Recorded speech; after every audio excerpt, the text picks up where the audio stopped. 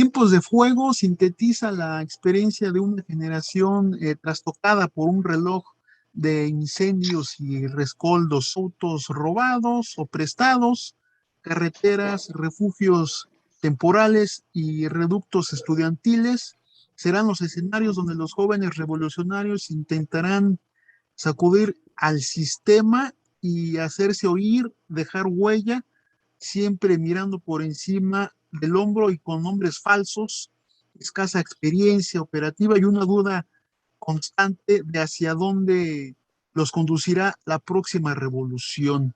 Esta es la temática de esta obra, Tiempos de Fuego, del maestro Rodrigo González, a quien tenemos aquí para entrevista y le damos la bienvenida. ¿Cómo está? Muy bien, Asael, muy bien. Estoy aquí platicando con el periodismo, con la prensa, muy complacido de la respuesta que ha tenido este libro mío, este librito, porque es un librito, son 250 paginitas de una novela que parece calar en el pasado de una manera muy inquietante. Nos recuerda que ese pasado puede volver a aparecer en cualquier momento. Crónica novelada, testimonio literario, ¿cómo se gesta Tiempos de Fuego? ¿Cómo se gesta? Se gesta desde el momento en que las cosas ocurren, hace casi 50 años. Y tuvo que permanecer guardada en la memoria del protagonista, del escritor, porque no había condiciones, para decirlo suavemente, no había condiciones, ya no digamos para publicar y darla a conocer a la prensa, ni siquiera para un momento de tranquilidad sentarse a escribir. Y además estaba la cuestión pues, de las razones de seguridad. No podía yo abrirme y decir, sí, yo anduve ahí, ¿no? Era muy peligroso. Pero un proceso, una parte importante del proceso es esta elaboración mental de la novela, y otra parte también muy importante es la escritura. Esto ocurrió ya muchos años después de sucedidos los hechos, lo cual me permitió a mí llegar sin emociones a la redacción de la novela. Llegar sin emociones, ¿qué quiere decir? No alterado por los acontecimientos, no envuelto en la pasión política que podía haber convertido a la novela en un simple panfleto. ¿Cómo fue la Guerra Sucia en los 60s y 70s? Simplemente evitaban presentarte a un juez o a un agente del Ministerio Público. Se formó incluso en 1976, se integró con representantes seleccionados de todas las áreas de la seguridad del Estado. Se formó una brigada especial antiguerrilla, que así se conoció con ese nombre, la BEA. Después, al poco tiempo, Miguel Lazararo, que era el encargado de manejar esa brigada, se dio cuenta de que eso era como traer una credencial, una estrellita aquí prendida en la ropa que dijera policía secreto.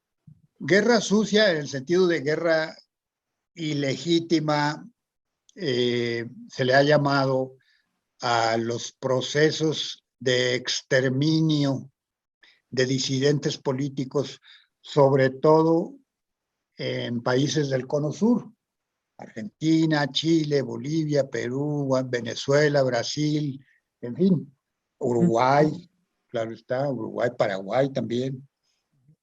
¿Fue el 68 un parteaguas de la disidencia juvenil? No solo de la disidencia juvenil, de la disidencia sin más, porque no todos eran jóvenes, no todos los disidentes eran jóvenes. Había organizaciones campesinas, había organizaciones de trabajadores, había los grupos guerrilleros tampoco limitaban por la edad la participación. Había, sí, contingentes estudiantiles, pero no podemos decir que toda la guerrilla haya estado integrada por estudiantes o gente recientemente graduada, no. Hubo mucha gente que sin educación, con mucha conciencia política, eso sí, pasó a formar parte de estos grupos, sobre todo los grupos rurales, los grupos que operaron principalmente en la Sierra de Guerrero, en la Costa Grande, en Chihuahua, en Monterrey, en la Huasteca, en Puebla, en Chiapas, en Tabasco, grupos que no solamente estaban integrados por estudiantes. Desde luego, los estudiantes, como personas pensantes, como aprendices de intelectuales, toda persona que va a la escuela es un intelectual, toda persona educada es un intelectual. No todos corresponden a la definición clásica de intelectual como figura pública, pero por su formación podríamos decir que los estudiantes leían, se interesaban en conocer la realidad de México y del mundo, y también leían literatura, claro está. ¿Es la literatura, el cine, las artes en sí, una forma de disidencia, de contracultura, por así decirlo? Sí lo es, pero no es esa su... Eso forma parte como de la recepción de la obra, porque uno como escritor o como cineasta o como teatrero o músico no se propone, digámoslo así, dejar un testimonio. A uno le interesa crear una obra que sea de imaginación en su composición, aunque se estén narrando hechos reales. Hay que distinguir entonces en la estructura de la obra una composición literaria que sigue las leyes de la composición literaria y otra que podría ser llamado la parte testimonial o la parte tal como la ve el público lector. Ah, esta novela me ilustra sobre cómo era la vida hace 50 años en México, por lo menos la vida política y estudiantil, por Ujú. lo menos. Y Eh, bueno, precisamente Tiempos de Fuego es una novela que pues a manera de crónica nos lleva por todos esos acontecimientos, empezando por supuesto con el 68, pero digamos, ¿cómo ven las nuevas generaciones esos tiempos, maestro? las nuevas generaciones yo creo que no tienen mucha idea de lo sucedido, ya no digamos hace 50 años, hace 10 años. A muchas personas jóvenes, jóvenes digamos de la edad de mi hijo que tiene 25 años, yo les pregunto, ¿qué sabes, por ejemplo, sobre el atentado contra las Torres Gemelas? Ah, pues sí, unos aviones parece que se equivocaron y chocaron contra las Torres Gemelas. Pues no, no se equivocaron. Entonces, la idea que ellos tienen es como una cultura del espectáculo. La cultura digital que ahora domina el mundo hace que todo se pueda digerir muy fácilmente a través de las pantallas y no hay mucha reflexión, mucha, mucho conocimiento de la historia ni demás. Y por eso considero que es importante haber escrito este libro, porque de alguna manera, aunque yo personalmente no me lo planteo como un testimonio o como una denuncia, ya pasaron muchos años para andar haciendo denuncias, ya se hicieron muchas denuncias, ya muchos historiadores han revisado los archivos y han entrevistado sobrevivientes y demás. Esa parte ya está hecha. Lo que no hay mucho, salvo 2 o 3 libros por ahí, uno de Salvador Castañeda, otro de Carlos Montemayor, Guerra en el Paraíso, donde habla efectivamente de la vida interna de algunos de los grupos armados. En el caso de Salvador Castañeda, me parece que fue la Liga Comunista, 23 de septiembre. En el caso de Montemayor, pues es el grupo de Lucio Cabañas en Guerrero. Pero de la parte, digamos, de las guerrillas que se formaron con el contingente estudiantil, que se formaron además por decisión individual y demás, nadie los obligó. No veo yo que haya mucha producción artística, ni novelesca, ni cuentística, ni tampoco, por ejemplo, musical o cinematográfica. Me tocó ver hace mucho tiempo una película que se llama Bajo la metralla. Su realizador, Felipe Casals, acaba de morir hace poco tiempo, un mes creo. Y pues, es una película bastante mala, que es una adaptación de una obra de Albert Camus que se llama Los Justos. Él traslada un poco mecánicamente los diálogos de Los Justos, que es una obra de teatro, a la realidad mexicana de los años 70, pero como película me parece a mí muy fallida.